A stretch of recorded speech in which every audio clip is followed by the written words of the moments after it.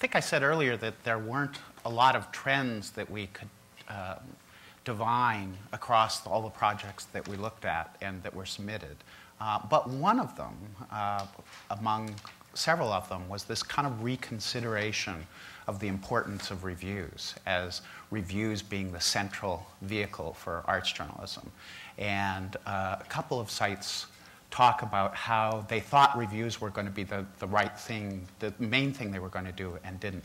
And it turns out that's not what their audiences had wanted. But, so there's some reconsideration going on. Nihar, what's going on online? Well, we have a lot of comments about departures and about glass tire. A few general comments. This one's from Randy Jenner.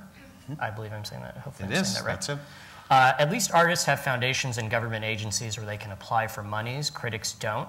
So the critic versus artist analogy in terms of 401ks is false. General comment also from Carl Hoover. It seems easier to build online communities in big cities, diverse art scenes.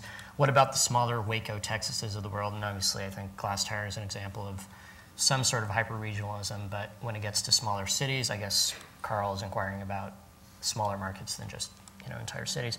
And I also want to introduce Jessica Hilo. She is a graduate student here at Annenberg, and she also has some comments.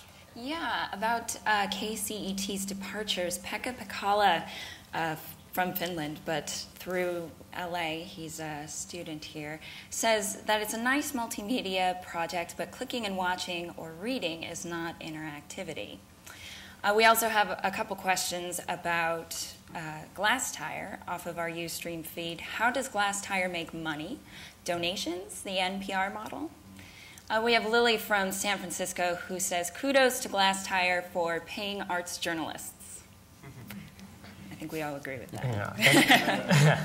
Mary Louise Schumacher, she also had a comment about glass tire.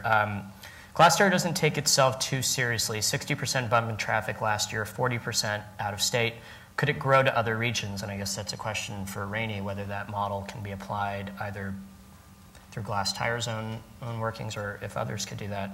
And it seems like making a living and funding for arts journalism is what people seem to be really concerned about right now online. And I think the Business of Arts Journalism Roundtable will probably address a lot of those issues. So that's coming up after we're done with the presentations. So I think with that. Okay. Thank you very much. So I've been worried about technology failure, but there's also host failure, unfortunately. 2 videos ago, I was actually supposed to introduce Geneva Overholzer, who's the director of the journalism school here, and you don't really want to leave out the person who's in charge. So we said, okay, after the next one, we'll Doug introduce it, and of course, I didn't. And I further compounded it by saying that Anna, whom I adore, who created these videos, was a student. In fact, she's not a student, she's a graduate of IML. So mea culpa, mea culpa. So without further ado, here's Geneva Overholzer, and I'm sorry.